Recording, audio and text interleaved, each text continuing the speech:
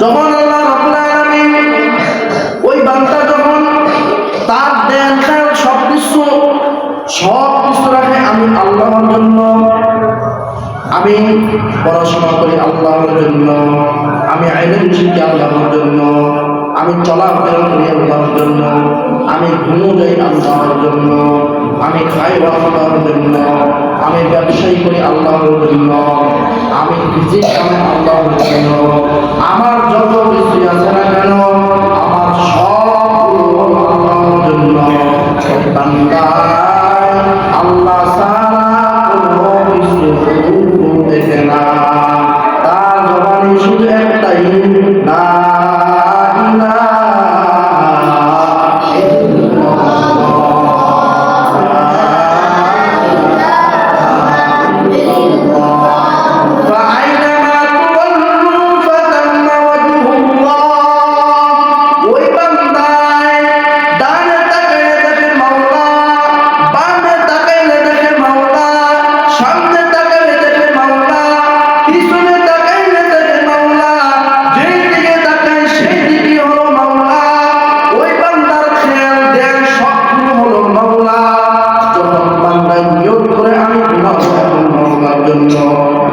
যখন আল্লাহ তাআলা গভীর রাতে প্রথম আসমানে আসিয়া ডাকে বান্দা ওঠো,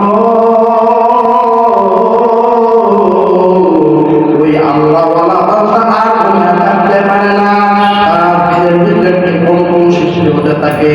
আমাকে কে জানি এখন ডাক দিল, ওই বান্দায় দ্রুত ঠান্ডা পানি দিয়ে উযু করিয়া ওই বান্দার ভিতরে এখন কোনো কিছু নাই, শুধু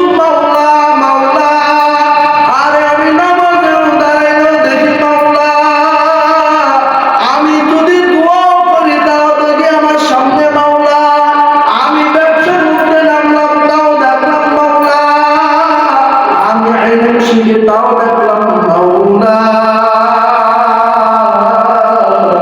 আরে আমার ভিতরে তো এখন দুনিয়ার কোনো রিয়া নাই, দুনিয়ার কোনো চিন্তা ভাবনা নাই, আমার ভিতরে তো দুনিয়ার কোনো চিন্তা ভাবনাই নাই।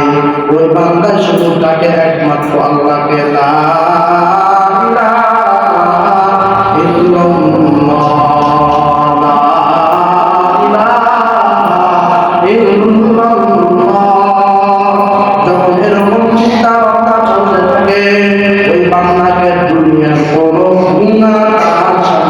আসবে বা দুনিয়ার কোনো শয়তান কোনো জালেম তার সামনে আসবে, এই সাহস কোনো সময় হবে না। তার বেঈমান যদি তার নাম নেয়, বেঈমানের অন্তর বুক সহ কেঁপে শুরু হবে। শয়তান যদি কয় আমি এখন ধোঁকা দিব, যখন তার নাম নিবে বা তার কথা স্মরণ হবে, ওই শয়তানও বেহুশ হয়ে পড়িয়া যাবে। কারণ তো মাওলা ওই বান্দার ভিতরে তো দুনিয়ার কোনো কিছুই নাই, ওই বান্দার ভিতরে একমাত্র আমি মাওলা, আমি মাওলা ছাড়া তো আমি কিছু দেখি না। সেজন্যই তো আল্লাহ রাব্বুল আলামিন বলেন, ইয়া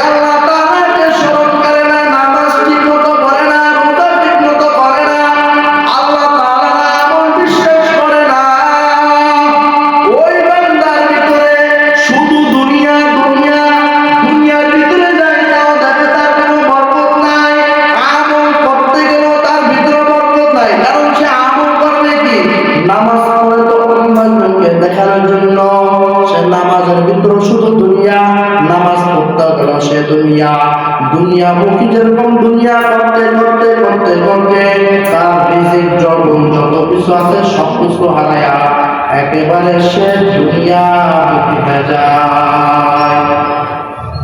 তার কোনো কামের মধ্যে বরকত নাই। কারণ আল্লাহ তাআলা তো বললেন কোরআনের ভিতরে যে আমাকে ভয় করবে আমার জন্য করবে, আমি আল্লাহ তার নিজ জিম্মাদার নিয়ে নিব, আমি আল্লাহ তার সমস্ত সবকিছু নিয়ে নিব। কারণ তো ওই বান্দা দুনিয়ার জন্য করতেছে, স্বপ্ন দুনিয়ার জন্য করতেছে।